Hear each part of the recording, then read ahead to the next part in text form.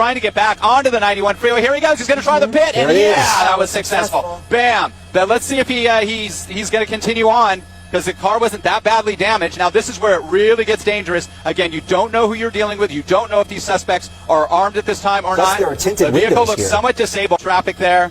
Yeah, wow. So he's right on the border of Cerritos now, and there he is. He's boxed in there a bit. He's going to make a turn against ongoing traffic. Now look at this CHP unit. He's staying the course with him. Now driving against traffic westbound. Actually, he's staying westbound in westbound lanes there. It looked like he was going to make a turn onto eastbound lanes. There was a driver who did exactly what you're supposed to do in a situation like this. Pull off to the side safely. Don't try to be a hero. Don't try to box a suspect in if you see something like this, because you do not know who you're dealing with. It could be a very dangerous armed situation. Once the speed, and I just got this from one of my LAPD sources, Adrian Acosta, who's working over in the Venice Bureau. He says typically LAPD speeds of 35 miles an hour or less. That's when they'll attempt that pit maneuver. Obviously, if the roadway is clear. CHP may have a slightly different policy. Right up against him here as he makes another turn here, a northbound turn here. We're right on the border of Long Beach, Downey, and Cerritos here. The badly damaged car here against traffic again, through a red light intersection, trying to get back onto the 91 freeway. Here he goes. He's going to try the pit. And yeah, that was successful. Bam. Then let's see if he's going to continue on, because the car wasn't that badly damaged. Now, this is where it really gets dangerous. Again, you don't know who you're dealing with. You don't know if these suspects are armed at this time or Plus not. there are tinted the vehicle windows looks here. somewhat disabled. We're going to try to get a better position here for you. There are other units. That's why they can't. That's why he's not moving there as we widen out. That's an on-ramp here where he was pitted. Now we'll see what happens. We haven't seen anybody exit the vehicle as of yet. We're going to get a better vantage point here. That wall was blocking us there for the time being.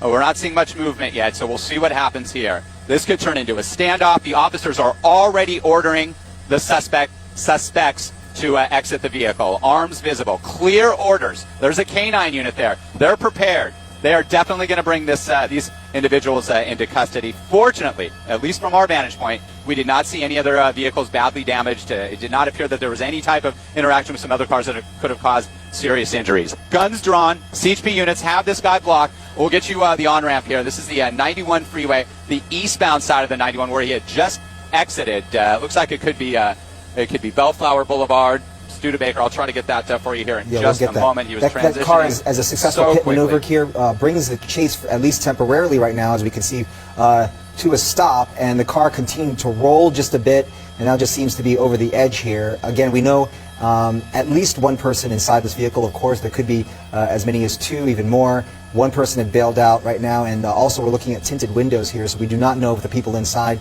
this vehicle are armed at all. So, and it looks like this is Clark. It looks like this is Clark Avenue, the Clark Avenue on-ramp to the eastbound side of the 91 in the community of Bellflower here, where this pursuit has come to an end. Look at all the units arrive on scene here. Again, he has nowhere to go.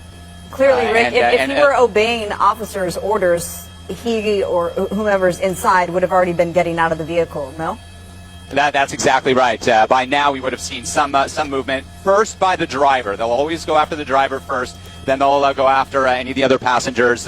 Again, you're dealing with an automobile with tinted windows. The front passenger side window was unrolled for a time. These officers may have a little more intel on this than we do. Unfortunately, because of the fact that the plates are paper, there's no way we can determine who the registered owner is of this vehicle. But a very successful pit maneuver, just as I was saying. Once the speed is down, the roadway is clear, and they took that opportunity to spin this individual out through that pursuit intervention technique. The Clark Avenue on-ramp to the eastbound side of the 91. Now this appears to possibly be a standoff with most likely two suspects, maybe even three. One individual we heard did hop out of the car, foot-bailed, right after this pursuit started down in Orange County in Santa Ana, and it's Bellflower where we are at now. The 91 freeway is not impacted. As you can see, east and westbound lanes are open. At this time, it's just the Clark Avenue on-ramp. The CHP helicopter circling very low. They're trying to look inside that vehicle as well, provide some information. And again, this is a situation, too, if a drone could be deployed quickly, as we've seen. We saw the Redondo Beach Police Department do this in this exact situation when a pursuit came to an end. You could fly that drone right up into the grill of that vehicle, look inside that vehicle, and see what they're dealing with. Who's in there? Does it look like they have a weapon? That's where drones are good. And I know there's been a big pushback in the city of Los Angeles by some residents, but those drones could be helpful in solving crime and bringing situations like this to a peaceful end. It's unclear if that would be the case here, if they were able to do that. But again, that would be a situation in which a drone is on a vehicle or close by, and they can deploy it quickly so that they can get a better look inside the vehicle. Of course, with the tinted windows, that would be a little bit more difficult. Because now we're at a standstill here, and even since this pit maneuver was executed just a few minutes ago, and the car then rolled to a stop here, but it looks like we're at a standstill here because we haven't seen any sort of movement inside the vehicle. No doubt at this point you have the CHP boxing him in on both sides, the driver on both. Oh, you see a little bit of movement there inside. But boxed in on both sides, no doubt, with the canines out and the officers with their horns, they're not going anywhere. These suspects aren't going anywhere. And we're going to get a better vantage point here, looking inside the driver's window, which is rolled down. Arms were flailing there, we could see for a time. Clearly he's not giving up. Clearly he's not doing what he's told. The officers have given very strict and detailed instructions, as they always do at the termination of a pursuit, to bring this to a peaceful conclusion. But you can see he's gesturing at these officers. It looks like he's agitated, hands not shown. He could be armed. The window's open here now. Really, exactly what I said, Bob. When I rolled around here, I said his window was open.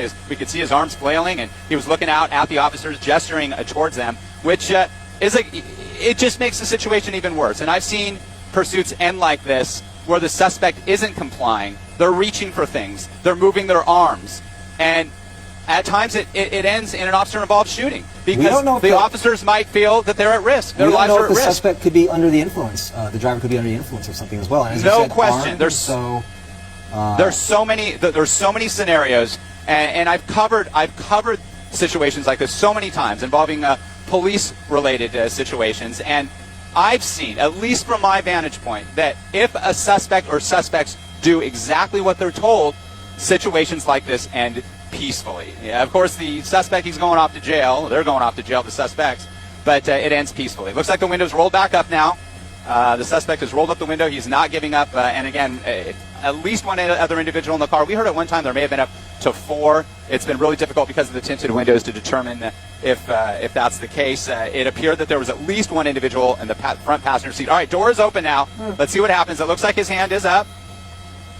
Let's see if he's ready to give himself up. And again, it's the passenger they want to take, or the driver, I should say, they want to take into custody first. He's gesturing something, his keys. Just drop him on the ground, hands up, hands in clear view. He's pushing. Yeah, he's not doing what he's told. He's got to have his hands up. He looks like he's gesturing. Hands up, hands up. That's what they're saying. Hands up. Do not put your hands in your pocket. Don't reach for anything. Keep your hands in visible sight, please. Hands up, high above your head. Hands high above your head. That's what they're saying. That's what they're directing this suspect to do. And this is why it's he's reaching for something again. And again, these are really fluid situations for officers. And this is why officers get into a situation where they just don't know what they're dealing with. The suspect, Bob, you mentioned, could be under the influence. Maybe he does have a weapon. And now he's still not doing what he's told, unless he's so out of it that he seems really agitated. It looks like he's gesturing and very fidgety here. And now in a situation like this too, officers can use non-lethal force. They could bring out the beanbags, just to tase him, do something if that's needed. But now it looks like hands back, hands up, hands back. His feet are crossed. He's laying out on the asphalt here. Again, if you're just tuning in, this started as a pursuit in Santa Ana after 10 o'clock this morning. It's ending here in Bellflower on the Clark Avenue on-ramp to the eastbound 91. Both sides of the 91 are open. It's only the Clark on-ramp that this activity is occurring. We believe there's at least one other individual, in addition to the driver, that is now laid out on the ramp. So we will see the lead officer approach now. Guns drawn. Well, that is a real danger if there's another person inside the vehicle. Secondly, often don't they attempt to try to get the person to walk some sort of a distance away from the vehicle and then get down? It looked like this person was acting very strangely as he was coming out. Absolutely. Again, he could be under the influence. He could not all be there. But look at this. K9, they got the barrier up. CHP officers, guns drawn. And the first thing they're going to do, they want to make sure nobody else is inside that vehicle that could harm the officers. That they may have a good eye on anybody else inside that vehicle. So let's see what happens now. And it may turn out nobody else is in there. So as driver taken into custody. And let's watch this to an end to see if this is going to be a code 4 or not, because it looks like they're gesturing inside the vehicle. Let's push back in and see what's going on with the vehicle there. As you can see, the driver, the suspect's being taken away. They're going to check the trunk. Okay,